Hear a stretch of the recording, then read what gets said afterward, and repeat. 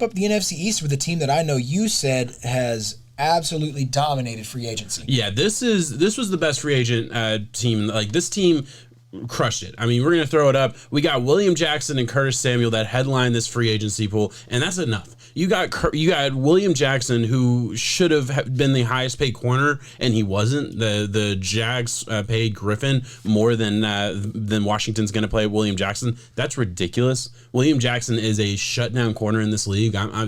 Maybe people are lower on him than me, but in my opinion, that is what he can be, and that's what he is right now. Curtis Samuel is going to be an awesome number 2 to pair alongside of Terry McLaurin, and I know Curtis Samuel had people. Some people are down on Curtis Samuel. I get it. I mean, I just believe in him. I do. I believe in the talent. You got a couple of Ohio State boys there in Washington now, and Curtis Samuel came on big time at the end of the year last year and kind of showed that he certainly has the talent, even though maybe the stats didn't rack up. You grab my guy Ryan Fitzpatrick, and I put for Ryan Fitzmagic. The only guy I put their nickname on there just because he's magic, man. I love him, and I don't know if he'll be the starter. I can't imagine they're planning on going into the season with him as a starter, but whoever you get, and then they're probably going to have to go quarterback in the first round, right? Realistically, that's probably the move. Whoever it is, you have one of the best mentors to be alongside. You're paying him $10 million.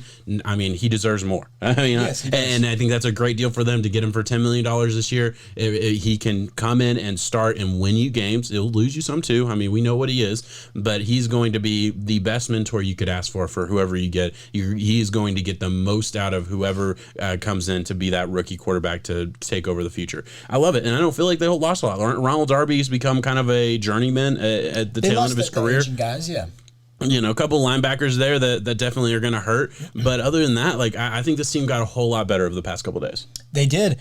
You don't think Taylor Heineke's the guy at all? No.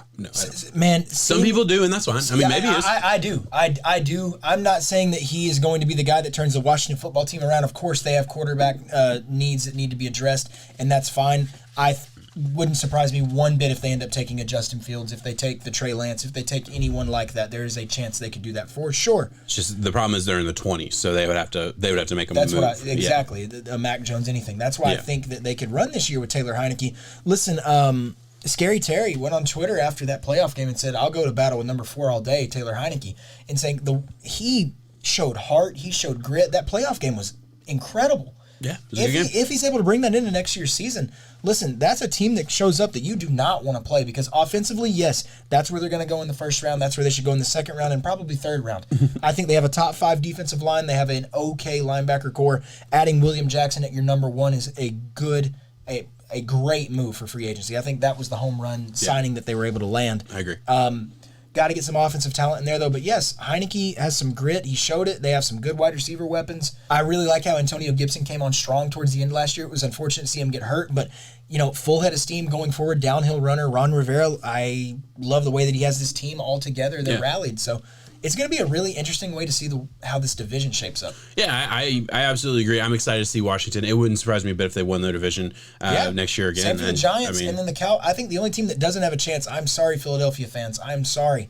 I think it's y'all. Yeah, and I think they know that. I mean, let's be realistic there. We'll see what happens. That's going to be – it wouldn't surprise me a bit if this division gets scary good next year after having a really down year.